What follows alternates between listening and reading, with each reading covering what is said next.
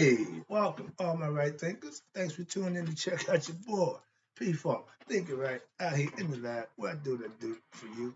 I got a nice short lesson for you today, a one pager. Some of y'all say good, but it's a good lesson. I'm gonna break something down for you, old school. Read it, break it down. Read it, break it down. So it's gonna be one page. So let's go. Rightism, 25 rules to live by. Storytelling, story with a message, message and story for life. I give life lessons. You tune the receiver. I'm gonna say you doing that. I appreciate you too. Let's do what we do. Right thinking mission, and that's what I'm on, is to enlighten, inspire, educate, and motivate you, the individual, to a higher spiritual level of enlightenment. Break things down for you so you can understand it, you can implement it and use it for yourself. It's called useful information. Right thinking way of life through mental and spiritual discipline daily will help and guide you to obtain your goal of spiritual enlightenment, aka know thyself. That's my mission, to get all right thinkers who follow my concepts to do just that. Know thyself. That's the ultimate goal for right thinkers. That's my mission. That's my agenda. Keep it transparent. Keep it simple. Let's rock. Knowing thyself is the question I ask, but it's rhetorical because only you have the answer for that. That's the idea. If you don't, tune in. I can help you with that. Again, that's what I do for you. A person who knows not and knows not that they know not is dangerous. Or excuse me, is foolish. Disregard that. A person who knows not and knows that they know not is simple. You teach them. That's what I do what I do for you. I appreciate you. Stay tuned. A person who knows not and believes that they know, dangers, avoid them. I do. A person who knows, but knows not that they know, that's okay. They're asleep spiritually. I'm the spiritual alarm clock here to wake you up with knowledge of self. A person who knows and knows that they know is wise. Follow them. All these persons, they reside in you. Right thinkers know that self. To my eye, be true. I went back to one of my old books to get a lesson out. It's a good one. Okay? It's the Anuian religion. Remember, Anuian was the first religious concept that they had, and it started with Asar, Aset and Heru. You know him as Osiris, Isis, and Horus, but I'm using our names, Asar. I'm gonna break it down for you real quick.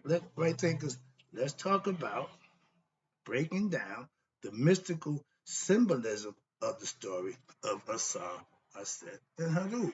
It's the story of life, and it's a real, very good story. If you learn the story for each individual, what they represent, it will do something for you. Okay, so let me break it down for you. Hopefully, now when I was giving my classes, I would bring 3 or 4 pages of information, but the way I did it and the condensing to get everybody to understand it, I read, broke it down, read, broke it down. I had somebody else read it, let somebody read, and I would do that. My man Gino Jennings do. When the guy reading the Bible, he come in and just start taking over. So that was the technique that I used to use to teach to keep everybody involved. I let everybody read a paragraph or two, and we break it down and what it means to you, what you think that is, blah blah blah. So right now, I'm gonna give a quick lesson. Hope you're gonna. The teacher's about to teach, so let's go. We in school right now. Now, the whole idea, the symbology behind the story is for you to understand how to be your best you, because something in you will destroy you. Okay, let's go. Hint tidbit. Asar represents what? The human soul, which has what? Incarnated on earth in human form. Stop right there. We are Asar. Okay, we are God in human form. Please understand that. And I don't care because y'all make one person God. Don't make a difference to me. This is the lesson I'm giving. So it ain't competition to prove you right or wrong. I'm just giving you a lesson, the concept that I follow. And we are human, spiritual beings, godly beings, having human experience for the purpose of learning something ourselves. Booyah. Now, thus, he represents, watch this, the innermost reality of what? All human beings.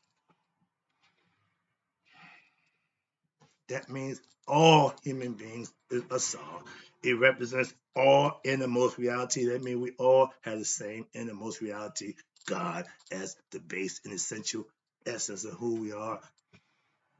We just don't have the wherewithal. That's my job, to get you to understand that. That's why I want you to know thyself, and that's how it's done. So this is the symbology behind the story. Let's go. So the soul, watch this. Your soul will fall in love with what? With life. This life, human life. And the physical human existence, which is symbolized by who? Nephet.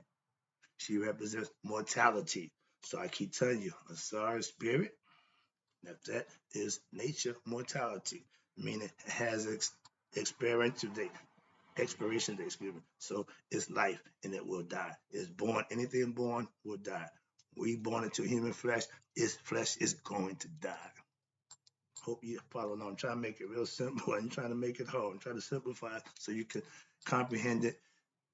Listen, reflect, and then meditate. Short lesson, shouldn't be that hard. Okay, let's go. Now, remember, this is for everybody. The soul, okay?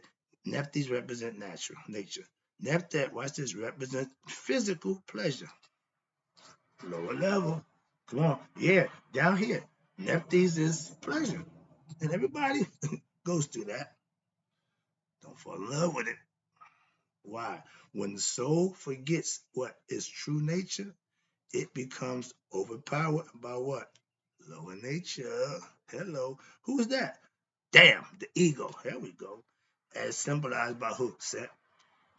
This one paragraph is setting you up to let you know that as good as you are, you can get weak and fall victim to something that may not be good for you, which is pleasure. Sexual pleasure is fine. But what happened, we take that pleasure and make it the end all be all. Big problem. That's why anything that you overdo becomes a problem.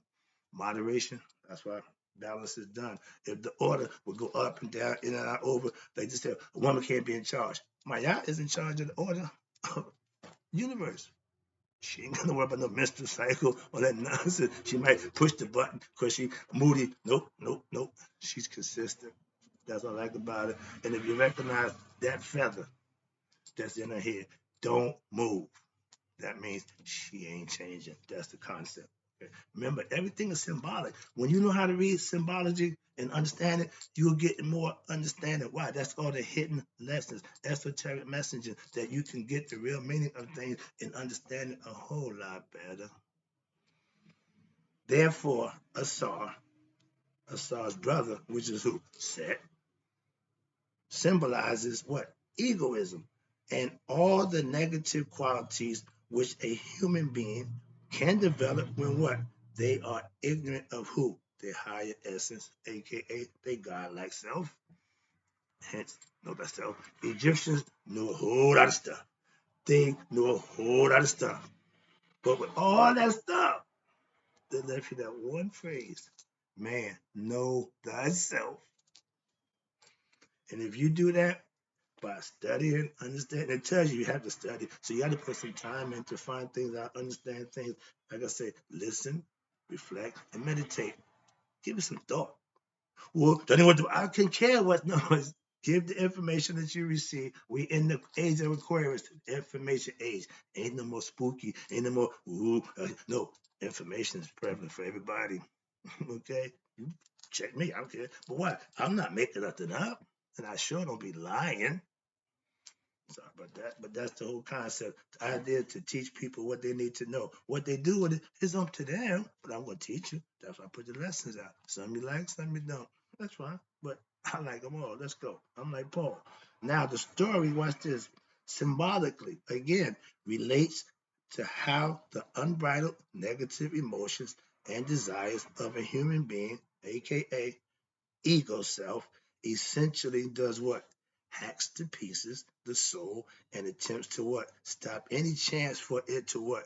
Reincarnate in order to what? Seek redemption and enlightenment. Enlightenment is to know thyself.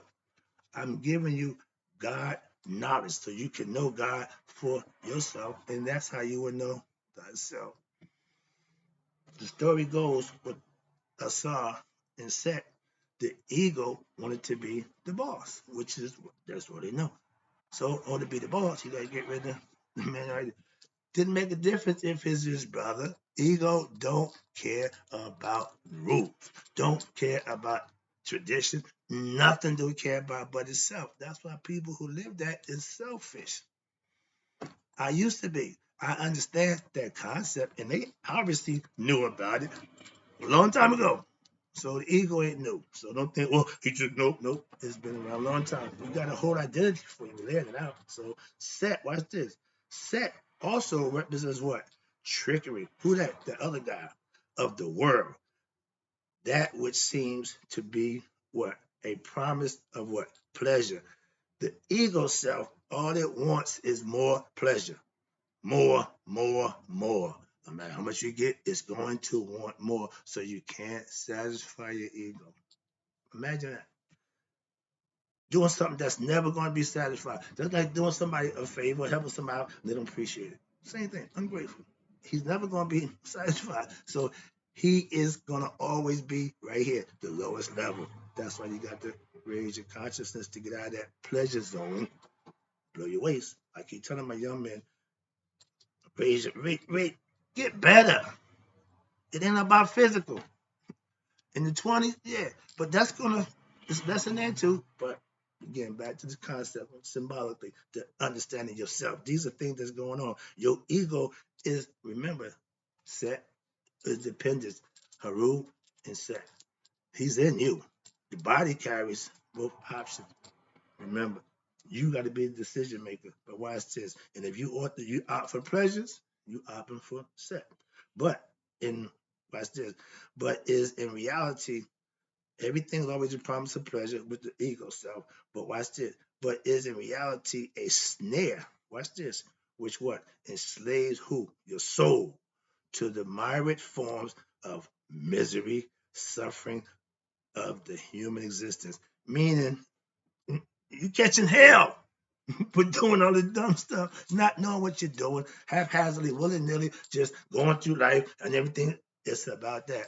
The same place that gives life, which is the female vagina, now can kill you. The same male penis that can give life can kill you. What have we done wrong? We're putting it out there. So understand that if you don't worry, nature got a way of retaliating. So remember, if it's all about that, we got all kinds of diseases. We got disease we don't even know what it is. We create and we making new diseases because of the sexual thing that we tend to think this is pleasure, more pleasure, more pleasure. Low level thinking, low level living. Get past that. Been there, understand it. Been there, so it ain't new. So just understand it. Watch this. Now, Set really what? Represents the distractions and pleasures of what? Of life to what? Indulging the pleasures of the what? Senses. The physical, the carnal. They tell you about the carnal. Yeah, it's the body, physical pleasures. Some of us like to look. We watch porn. Some of us like to, end up. So we do the orgy thing, whatever, however you want to do it. But it's all about pleasing the body. It's all about this. And then you do that, there's no end to that. Because as soon as you do it, you're going to want to do some more. Like the track. As soon as you get high, you want to get more higher. Anything that entices you to do something that's not good for you is not good. And everything that feels good, not good. Everything that look good is not good. I'm just saying, moving on. I'm only halfway through. See, this takes a little while. If I try to break it down as I go, it takes a little while. So I hope you hold on with me. I got you. Now, Set represents all the distracted senses. He's the physical element. He's your lower nature. He's here. When you get past your nature, the next level is what? The heart. It's reason. Thus, watch this. Here we go. Now we get into our like Heru. Heru represents what? Spiritual aspiration, which is what? The desire to do what? Study, to show myself approved, and what? Practice the teachings that I learned. And my inner spiritual strength will get better, which is required to what? Supplement who? My ego self to succeed in the struggle of life, aka the holy war. It's internal. Good, evil, your call. You're the decision maker. And if you're ignorant of your better self, you're going to roll with what you got. That's normal. That's okay. But you got to get better. Why? Because that won't get you to the next level. That's why. Master Mason with 3 degrees, you ain't really got jack. Okay? Yeah, understand that. The top 4 levels, the jed pillar, which it shows you the backbone of Osiris' back. It represents steadfastness and stern and firm and committed to what you believe in. Now you become spiritually enlightened with the next level, the heart, the throat, the third eye, and then the 7th chakra, which is the like, the blooming, the access to higher level knowledge, aka Akashic records. But that's what we Heru aspired to do. Why? He was told to do that. Why? Because his father lost the battle to his ego, unbeknownst to him. Another story. But yeah, the ego will get you. If you're weak-minded, if you're slow of foot, he don't care. He do what he do, even to you. So if you ain't aware of him or can control him, he will run you. Moving on. Almost done. We halfway through. Now you got to deal with Aset. She represents wisdom. Aset is the wisdom which what? Allows a person to put together. Here you go. She found her husband. She's the original ride or die. She wouldn't found him, okay, the first time. He was in a tree trunk. She cut the tree down, brought it back home. That represents the jet pillar you see. That represents his backbone. She used that. That's the pillar. So now watch this. She represents the person to put together the understanding of what? Their higher reality, the spirit. With wisdom comes knowledge and understanding of your spiritual self. Hence, she is also what? The knowledge of how she also has the knowledge of what? How to call to the divine. Stop right there. When we pray, we call to the divine. When we ask him, we call. She had the power to get direct. Stop the world. Stop everything. Okay, my son got a problem. The first time she did it with her husband. Okay, she didn't start the world, but she dealt with it the way she did. That's part of the wisdom. Wisdom will do that for you. With wisdom, women, you know the man you got, and if he's a good man, you're gonna be with him no matter what it takes. That's what she shows. The original ride or die. So watch this. To call on the divine and to be heard. And in order to discover one's spiritual essence, she together with what? Her inner spirit, as symbolized by what the spirit of who? Asar, is also the power within what? The heart, which gives a person what? Encouragement and strength to do what? Face life's adversities. Adversities in life is God little, little, see how you handle this. If you really believe how you handle that. So deal with it like you deal with anything else. Put God first, keep your faith, and act like you've been there before. Oh, that losing. Oh, chill. Why? Because it teaches you to face adversity of the world, and then what? To call out to the divine in order to attain enlightenment. It says Solomon asked God for wisdom. Okay, he called for Aset. If he knew right, he knew he could have done that. But that's the concept. So watch this. So when a desire to learn what spiritually emerges, it is that spirit of what? Asar, which is urging you, the right thinker, aka the aspirant, what? Onward.